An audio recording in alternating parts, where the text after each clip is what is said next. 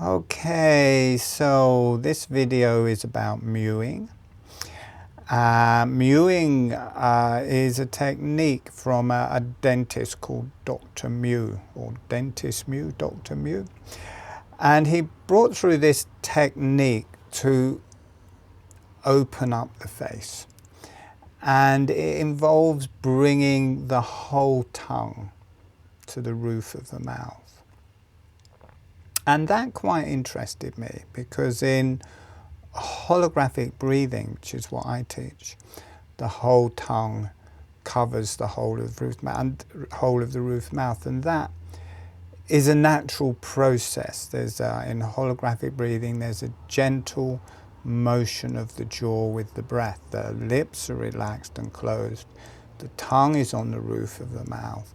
On the in-breath, the jaw gently opens, and on the out-breath, it gently closes. And this starts a breathing motion that moves through the face, through the cranium, and through the whole body. And the tongue is on the roof of the mouth, but as much as feels comfortable.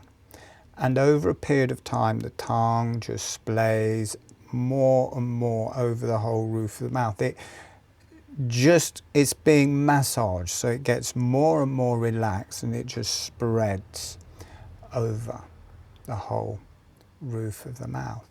So that is what mewing is, or from what I understand about mewing, is to push the tongue to the roof of the mouth and try and get it to stay there. Happens naturally in holographic breathing. With this massaging, it releases the toxicity, the stress from the tongue, and it naturally spreads over the whole roof of the mouth. This behind me, by the way, if you're interested or wondering, is insulation. I'm just doing this interview or talk very ad hoc, and just turn the computer on. So that spreads over the whole roof of the mouth naturally, and there's no stress, and it stays there because it's done naturally. Now, along with this, in holographic breathing, this whole breathing motion is encouraged, and there's a breathing motion of the tongue. As the diaphragm drops, the trachea, the esophagus, which comes up from the diaphragm, drops, the hyoid bone drops, the jaw and tongue drops. And with the holographic breathing, the lips are closed, the tongue is on the roof mouth, and it allows that action.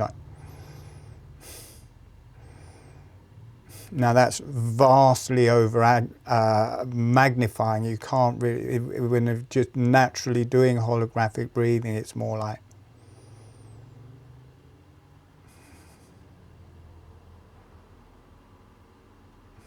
you can barely see this movement. You can feel it inside, but it's an effect of the breath. And the tongue is moving up and down, but it stays suckled to the roof of the mouth. It's a reaction or a learnt reflex from suckling.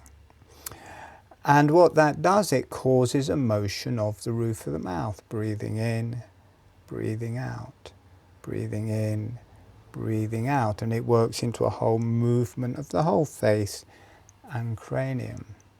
So what I wanted to talk about was, because I'd been reading posts about mewing where people were saying, oh, you know, yeah, it's wide in my face, but this feels weird, or that feels weird. And a specific post where someone said it done bad things. Now, you never know who's writing this post or if it's true, but I wanted to talk about that in relationship to mewing. I was interested in it because there was the same effect. The whole tongue splays over the whole roof of the mouth, or suckles up to the whole roof of the mouth.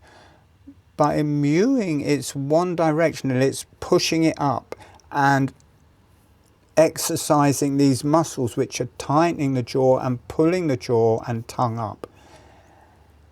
and just doing that.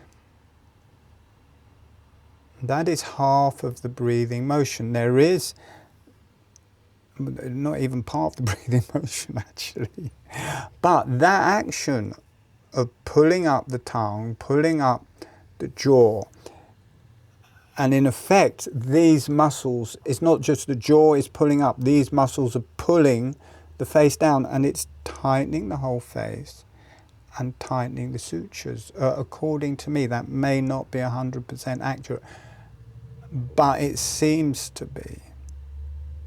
Whereas if you do it with holographic breathing, opens the structures, closes the structures, opens the structures, closes. There's a movement to it. We're talking about a movement rather than a finished goal. So holographic breathing will do what people are looking for in mewing, if they wish to try it. And it is not just in one direction, it is in both directions. So you can continually, with every breath, you're opening and closing all of the structures, and you're not trying to get it here or there, but in that motion, all of the places in the face can adjust. And it works through the cranium, the whole cranium can adjust, and the spine. So you might think, I just want my jaw to be wider, or I just want this to be wider. No. For me, no. You, maybe yes. Me, no. Me, I want it breathing. I want it natural. I want it as an effect of health. Not like, push it into the right place. Here, this is how we want it. Here in this bit. No, that's not what I'm about, or what holographic breathing is about. It's a parameter of movement. The face, the cranium is breathing, opening, closing, opening, closing. And there's a horizontal motion, which they're talking about in Mewing. Oh, I want it open to the sides, spread out. There's a vertical motion, like for instance, the roof of the mouth is reflecting the diaphragm. This finger is broken. On the in-breath, see? It's dropping, so it's shortening top to bottom, but it's widening. It's going in both directions, so breathing in, breathing out, breathing in, breathing out. So it's not just widening, shortening, narrowing, lengthening.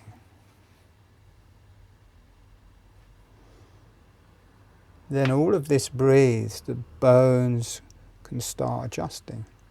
Now if you try to force, it's a bit like orthodontics, trying to get the face into a certain position. For me, there's not a breath with that, and that has ramifications through the whole body. So you try to move the face into a position, you're moving the whole body into position. That is reflected through the cranium, that is reflected through the spine, that is reflected through the organs, the body, your energy field, the brain. So, oh, I want to be prettier, I'm going to open this up. That has other effects than just that. I'm sorry, there's more to it than that. We are not that simple.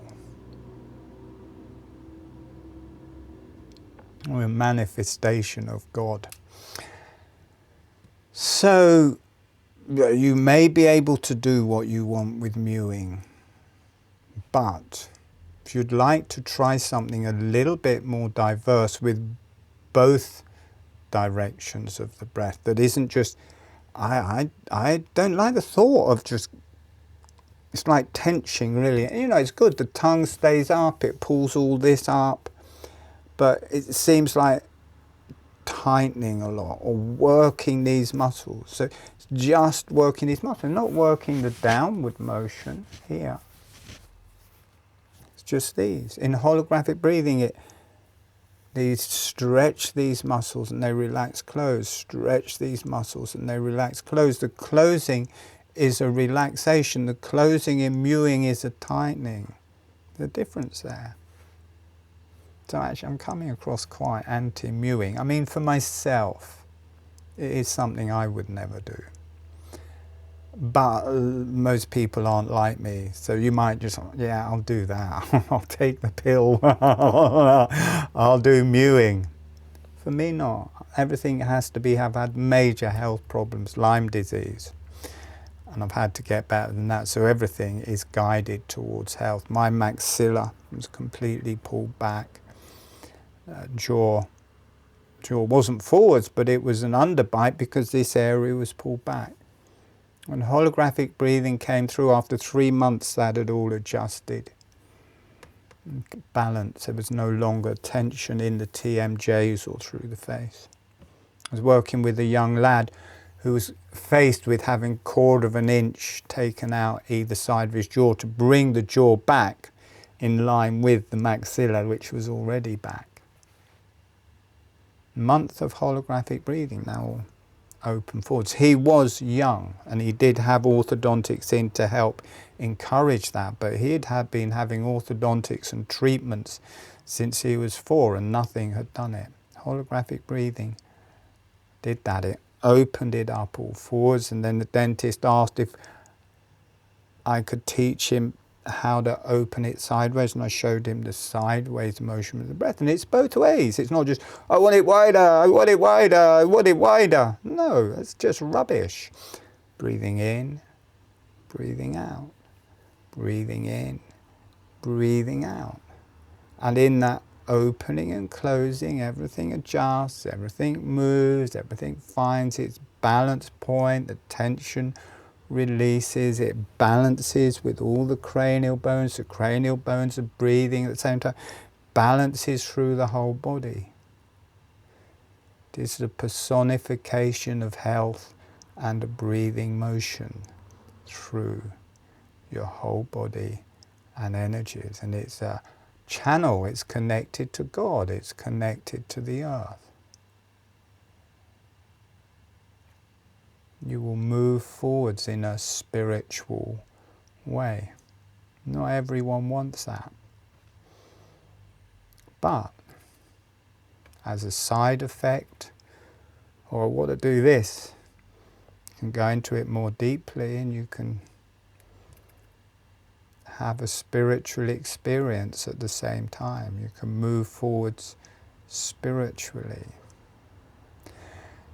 So I wasn't expecting to go into it in so much depth, but there is my talk about mewing and why you should do holographic breathing instead.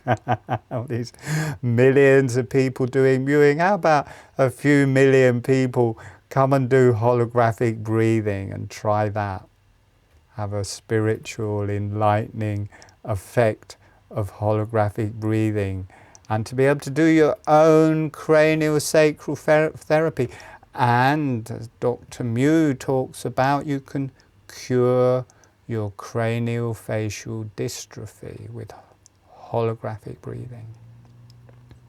I think you can only get so far with going in one direction. You have to swing in both directions. You have to breathe. You have to allow the in and the out. And I may be wrong about mewing. I am not advanced in mewing. I don't know a huge amount about it. I've just watched 3 or 4 videos just to get the gist of it. And I was just going to do a very quick video to reply to a comment or a thing I'd seen on the Great Work Forum. So here is my answer to that question. Thank you for listening. Please like and subscribe. There are loads of free videos, loads of free tutorials. You can learn holographic breathing absolutely free of charge on my channel. See how it goes. All right, thank you.